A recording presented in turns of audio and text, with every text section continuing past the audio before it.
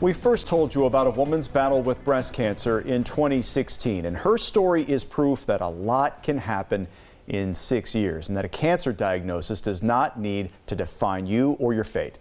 Thanks for staying with us at 5:30. I'm Jared Smalley. And I'm Sierra Johnson. NBC4 Samantha Bender shares how this survivor's decision to freeze her eggs changed the course of her life and helped fulfill her passion for her career.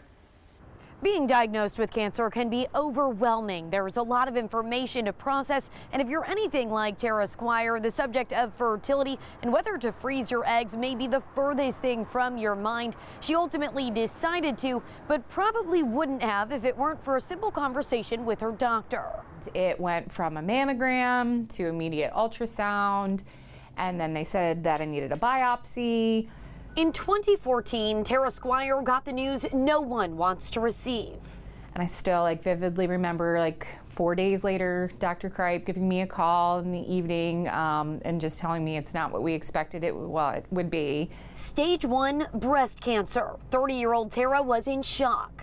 After her diagnosis, Tara says she didn't think having kids was in the cards for her until she sat down with Dr. Kripe, who suggested harvesting her eggs. In that moment, all I could think about was, I wanted this cancer out of me. I want to get treatment and I want to do the next pieces. But I was very, very happy that he was thinking about my future. And so Tara and her now husband, John, began the IVF process. On our last, really attempt, we decided we were going to implant 2 embryos. It had failed every other time beforehand. And John's face when we looked up at the monitor, and he's just like, I know what that is. Twins. Jack and Isabel Squire were born last February. Tara's surgeon, Dr. Kripe, says they're seeing more and more young women get diagnosed with breast cancer. And so we just have to think about all of those options and how we're going to be changing that ability to get pregnant in the future. And now the two work together at Ohio Health. Tara getting to help and connect with cancer patients, a position she knows all too well.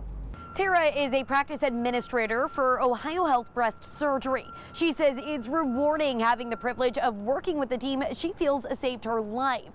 Meantime, Dr. Kripe is reminding women to listen to your body. He says if something doesn't feel right, get a second, even a third opinion.